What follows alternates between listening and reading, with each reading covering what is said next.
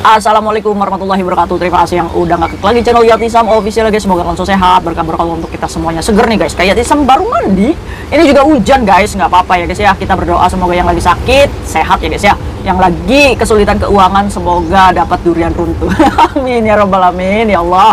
Gimana guys? Nih ceritanya gini guys. Ada yang bilang, "Kak, pakai Yorpay itu ternyata boros, Kak." Iya, kalau misalkan masukinnya 7 kali ya boros ya guys ya, boros biaya masukin uangnya $30. Nah, kayak Sam dikasih bocoran buat kalian nih. Biar hemat, kita kan gajian itu sebulan sekali. Taruhlah kita gaji 47 ya guys ya. Nah, kita sisipin tuh 2000 ke aplikasi Yorpay nih. Biarin aja sebagai tabungan bisa. Kalaupun kamu nggak mau transfer, nggak apa-apa, biarin aja uangnya di situ ya, hitung-hitung tabungan. Tiba-tiba kalau keluarga kalian minta kiriman, kalian bisa tuh langsung kirim dengan biaya 10.000 aja, murah.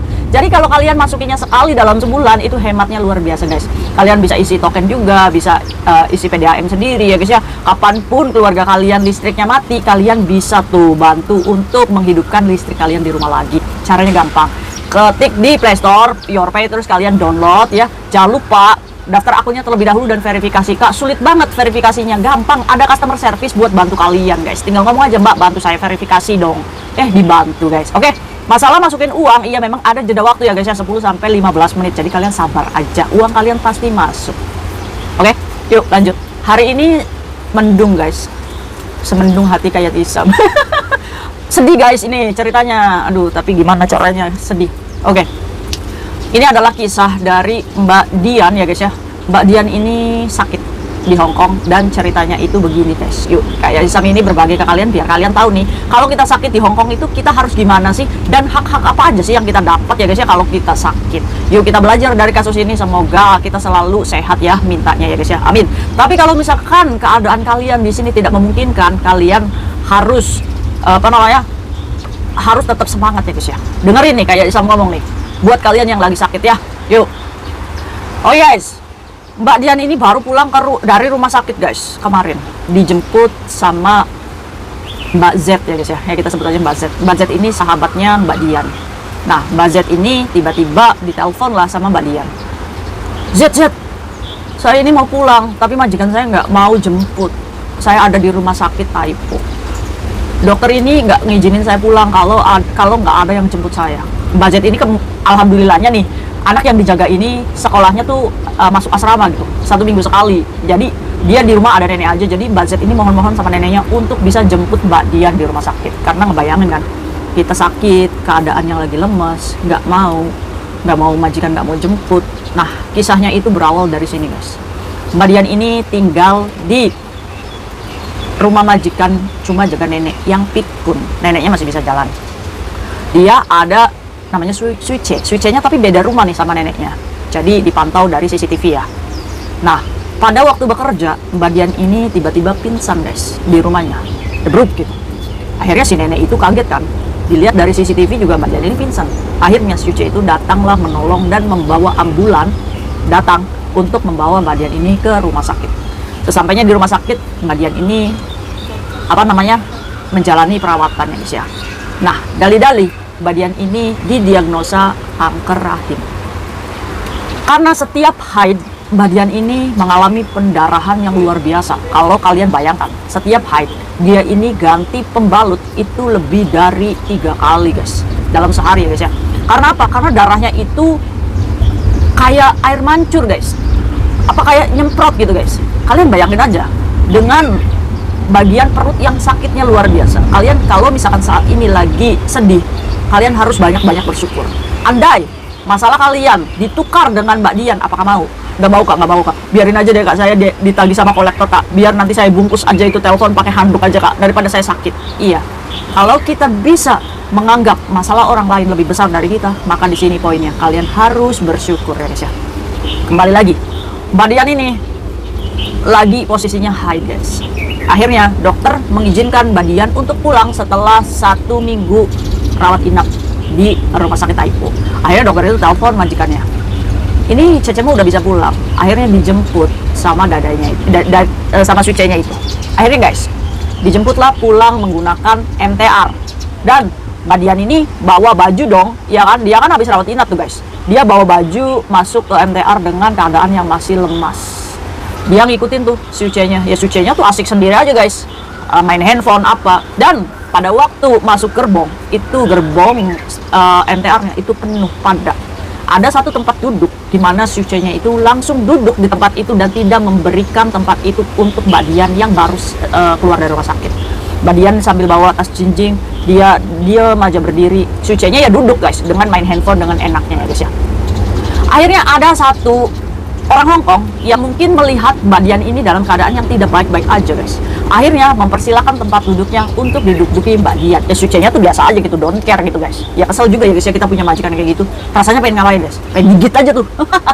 Oke guys, akhirnya Mbak Dian itu duduklah di sampingnya Suce ya. Karena ada orang Hongkong yang ngelihat keadaan Mbak Dian itu pucet mungkin ya. Kan udah bebas masker guys. Akhirnya mau berjalan di tempat duduk itu, pingsan lagi si Mbak Dian. MTR ya guys ya, itu kan di apa namanya masinisnya ya, itu kan pasti ada kamera ya guys ya. Kalau misalkan ada orang yang pingsan di dalam satu gerbong, itu secara otomatis guys berhenti di stasiun berikutnya guys untuk memanggil ambulan emergensi MTR ya guys ya. Karena melihat Mbak Dian ini pingsan guys di dalam gerbong, akhirnya masinis itu memberhentikan keretanya dan berhenti di stasiun untuk membantu Mbak Dian lagi. Akhirnya Mbak Dian dibawa oleh ambulan yang dipanggilkan oleh MTR tersebut. Balik lagi guys ke rumah sakit yang sama. Tadinya kan mau pulang tuh, balik lagi kena pingsan guys. Akhirnya 2 hari aja opnam, yaitu tadi udah boleh disuruh pulang. Akhirnya majikan telepon Mbak Dian nih untuk pulang sendiri aja deh kamu. Nggak tahu juga, mungkin majikan udah kesel, udah terlalu banyak keluarin uang, ya kan? Karena rawat inap itu juga bayar ya guys ya. Ya meskipun murah ya, tapi bayar rawat inap. Kalau misalkan apa namanya pengobatannya saya rasa murah ya guys ya. Ini karena kita punya asuransi sendiri. Akhirnya Mbak Dian ini nggak tahu harus minta tolong siapa dalam keadaan sakit ya guys ya. Ya di situ ngedropnya Mbak Dian itu. Udah kita lagi sakit ya guys ya.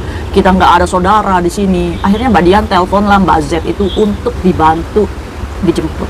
Bukan pada hari libur. Ya untungnya Allah tuh ya, apa namanya Mbak Z-nya itu bisa guys. Akhirnya dengan bawa uang seadanya Mbak Z ini langsung jemput Mbak Dian di rumah sakit. Ketemu sama dokter, terus dokternya ngomong, kamu siapa? Saya temannya dok. Akhirnya membolehkan Mbak Dian ini untuk pulang dan diberikan kwitansi untuk diselesaikan terlebih dahulu dan mengambil obat. Akhirnya Mbak Z ini ya dalam keadaan yang sehat, alhamdulillah. Ya akhirnya datanglah ke counter untuk mengambil obat dan melakukan pembayaran. Dan alhamdulillah kecabut dengan biaya 400 sekian dolar. Dengan obat yang begitu banyak nih, kalau kalian nggak percaya obatnya banyak banget. Akhirnya Mbak Z ini kembalikanlah kwitansi yang sudah terbayar dan membantu Mbak Dian ini untuk pergi. Dia ganti baju ya, waktu Mbak Z ini melakukan pembayaran, Mbak Dian ganti baju dan lain-lainnya. Akhirnya dokter memotong gelang pasien dan Mbak Dian bisa pulang dengan keadaan yang lemas guys. Akhirnya Mbak Z ini berinisiatif untuk naik taksi aja deh. Nggak kayak majikannya dulu yang naik MTR ya, udah tahu cecenya lagi sakit gitu ya guys ya. Akhirnya Mbak Z ini naik taksi guys sama Mbak Dian ini. Ditelepon lah di tengah jalan. Kamu di mana? Kalian di mana? Lete hai pinto ah. Akhirnya Mbak Z ini kena dongkol ya, ngomong, saya ada di taksi nih sama Mbak Dian nih mau pulang. Kenapa kalian itu pakai taksi katanya? Gemes nggak kak guys? Taksi berapa sih ya guys ya? Paling $100 tuh sampai rumahnya. Akhirnya Mbak Z ini karena kesel, Mai legend ge, ngotejinan saya lepe pevan lelang ngotejin. Akhirnya kan Mbak Z ini kesel. Kamu nggak usah bayar deh taksinya kalau misalkan itu orang cecemu ini lagi sakit. Katanya hola. Akhirnya hola ya karena malu ya mungkin ya guys ya. Akhirnya sesampainya rumah, si Ucenya itu nggak ada, tapi pintunya sudah terbuka. Ya mungkin malu ya sama Mbak Z ya guys ya. Akhirnya Mbak Dian ini masuklah ke rumah neneknya dengan keadaan yang Suci nggak ada. Akhirnya Mbak Z ini ngomong, ya udah ya saya pulang ya, hati-hati kamu kerjanya, sehat-sehat, kalau ada apa-apa kamu telepon. Ya selayaknya teman yang baik ya guys ya.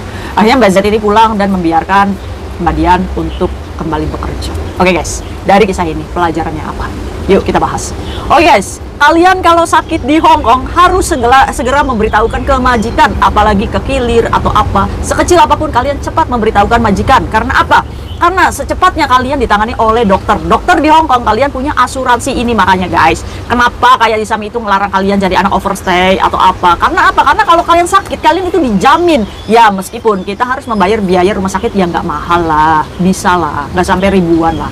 Dan keuntungannya, kalau posisinya sampai kena kanker rahim, nauzubillah ya guys ya, atau kanker apapun yang membutuhkan operasi, itu kalian itu banyak dibantu banget guys pengobatannya. Dan termasuknya Mbak Dian ini akan menjalankan operasi pengangkatan ya guys ya di bulan 11 nanti. Kita doakan ya guys ya, semoga Mbak Dian sampai hari H tidak mendapatkan halangan dan dimudahkan prosesnya, amin ya robbal alamin. Buat kalian yang lagi sakit, ayo speak up, ngomong sama majikan, bos saya sakit, saya mau berobat, bantu saya dong ya. Kemungkinan ada dua, semoga aja majikannya baik, mau membantu kalian. Apakah ada majikan yang ada? Nggak semua orang itu jahat. Nah kalau misalkan posisinya keadaannya yang kayak switch-nya Mbak Dian, apa sih yang harus kita lakukan? Kita harus mandiri. Mandi sendiri kak? Ya bukan gitu. Mandiri itu kalian harus inisiatif sendiri untuk berobat ke rumah sakit, asal kita ngasih tahu majikan, bos saya mau periksa. Harus tegas guys, nggak apa-apa. Kalaupun kalian harus mandiri bolak-balik ke rumah sakit, tujuannya satu, saya harus sembuh. Ingat, tanamkan dalam diri, saya harus sembuh. Allah lagi memberikan kesempatan saya di Hong Kong, berarti saya harus memanfaatkan pengobatan di sini dengan maksimal. Bayangkan, kalau sakit kalian parah, kalian minta pulang, itu adalah tindakan yang salah ya guys ya. Karena apa? Karena belum tentu juga kalian di Indonesia itu punya uang untuk melakukan operasi ya guys ya. Meskipun kita dimarahin majikan nendangin barang karena kesel, kita sakit, nggak jadi masalah. Tegarkan hati kita. Oke, saya harus kuat menghadapi kenyataan ini. Kamu harus tanamin dalam diri. Meskipun majikan uring-uringan, nggak apa-apa guys. Jalani. Karena Allah lagi memberikan kamu jalan untuk sembuh nih. Nggak apa-apa. Nah kak, di mana biaya pengobatannya? Oke guys, kalau misalkan kalian nih habis sakit ya, posisinya Mbak Dian, ini dikasih hari cuti guys, biasanya 5 hari guys, itu untuk cuti kerja. Nah gimana kak untuk gajinya? 5 hari itu biasanya dihitungnya 4/5 dari gaji kita ya guys ya. Jadi cuma dapat 80%-nya aja selama cuti itu. Meskipun kita cuti, kita tetap digaji 80% dari hari itu kerja. Misalkan kita sehari 157 ya guys ya. Berarti 157 itu 80%-nya berapa? Sekitar $125 guys sehari. Ya tinggal dikalikan aja. Otomatis gaji sebulan itu nggak full segitu ya guys ya. Karena ada 5 hari kita cuma dibayar 80%-nya aja. Ya masih dapet lah 4.000 sekian. Ya lumayan, alhamdulillah. Ya kita sakit, kita bekerja semampunya, dan majikan juga memaklumi ya guys ya. Kita juga masih punya gaji, kita juga bisa berobat secara teratur di rumah sakit Hong Kong tanpa biaya yang mahal. Kita juga bisa melakukan operasi kalaupun itu dibutuhkan dengan gampang. Banyak teman-teman kita yang sudah berhasil dan sehat di sini guys. Kalau kalian sekarang minder, kalau sekarang kalian lagi sakit dan pengen notice, jangan. Kayak pesan, jangan. Bertahan semampu kamu. Oke, sepakat ya? Jadi masalah uang cuti kita tetap digaji. Nah kak, gimana kalau misalkan kita cederanya fatal kak? Ya kita harus ngasih tahu majikan, dan majikan harus wajib lapor ke bagian labor ya guys ya. Kalau sakitnya itu parah, sebelum 7 hari majikan harus laporan. Kalau misalkan sakitnya ya masih bisa berobat rumah sakit, 14 hari majikan harus laporan.